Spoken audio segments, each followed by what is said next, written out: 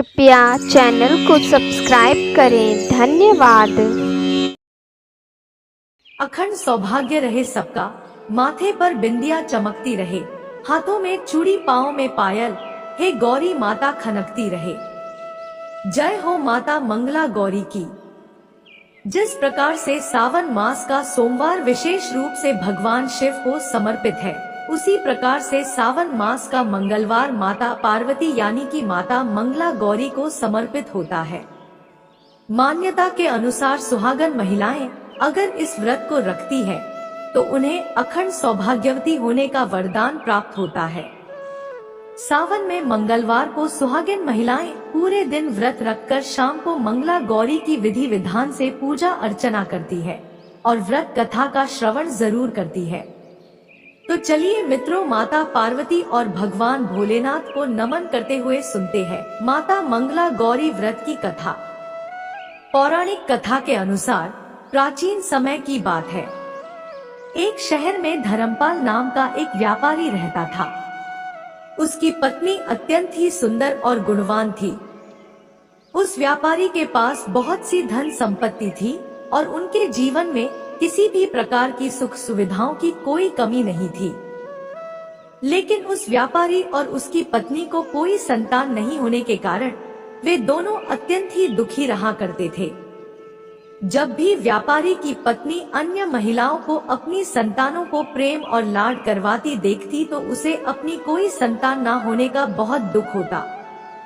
व्यापारी की पत्नी अत्यंत ही धर्मपरायण स्त्री थी। वह रोज भगवान भोलेनाथ और माता पार्वती से संतान प्राप्ति का आशीर्वाद मांगा करती थी। इसके साथ ही व्यापारी भी संतान सुख पाने के लिए कई प्रकार से जप तप और अनुष्ठान आदि किया करता था। व्यापारी और उसकी पत्नी की सच्ची श्रद्धा और भक्ति से प्रसन्न होकर एक दिन भगवान भोलेनाथ ने उस व्यापारी पर कृपा करी और उसको एक अत्यंत ही गुणवान और सुंदर पुत्र का वरदान दिया। लेकिन उसके जन्म के साथ उसके मरण की भी भविष्यवाणी कर दी कि तुम्हारा पुत्र 16 वर्ष तक ही जीवित रहेगा। इसके बाद उसकी मृत्यु सांप काटने के कारण हो जाएगी। इस प्रकार से भगवान शिव के आशीर्वाद से व्यापारी की पत्नी ने 9 माह के बाद एक अत्यंत ही सुंदर पुत्र को जन्म दिया, जिसका नाम चिरायु रखा गया।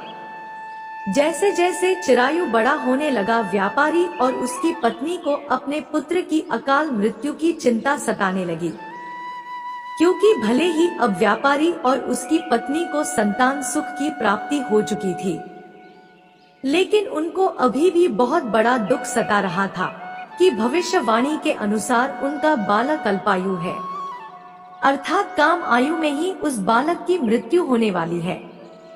इस समस्या से बचने के लिए व्यापारी ने सलाह मशवरा करने के लिए राज्य के विद्वानों को बुलाकर अपनी चिंता बताई। विद्वानों के सुझाव अनुसार इस समस्या से अपने पुत्र को बचाने के लिए व्यापारी को अपने पुत्र चिरायु का विवाह एक ऐसी कन्या से करना होगा जो कि मंगला गौरी का व्रत पूरी सच्ची श्रद्धा भक्ति से किया करती हो। विद्वानों की बात सुनकर व्यापारी अपने पुत्र के लिए एक कुशल कन्या की खोज में लग गया। कन्या खोजते हुए व्यापारी का काफी समय व्यतीत हो रहा था और धीरे धीरे उसका पुत्र 16 वर्ष की आयु की ओर बढ़ रहा था। काफी समय व्यतीत होने के बाद संयोगवश उस व्यापारी को उसी के नगर में वो कन्या मिल गई, जो कि अत्यंत ही सुंदर भी थी और माता मंगला गौरी का उपवास किया करती थी। इस प्रकार से व्यापारी के बेटे की शादी 16 वर्ष पूरे होने से पहले ही उस युवती से संपन्न हो गई और माता मंगला गौरी व्रत के परिणाम स्वरूप उस युवती ने एक ऐसे सुखी जीवन का आशीर्वाद प्राप्त किया जिसके कारण वह कभी विधवा नहीं हो सकती थी। और इस वजह से धर्मपाल के पुत्र ने 100 साल की लंबी आयु प्राप्त की। इसी प्रकार से अन्य सुहागन महिलाएं इस व्रत की पूजा करती हैं तथा मंगला गौरी व्रत का पालन करती हैं।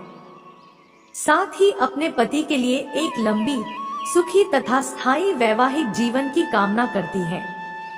यह थी माता मंगला गौरी की व्रत कथा। तो बोलिए अखंड सौभाग्य को जय। जय हो माता मंगला गौरी।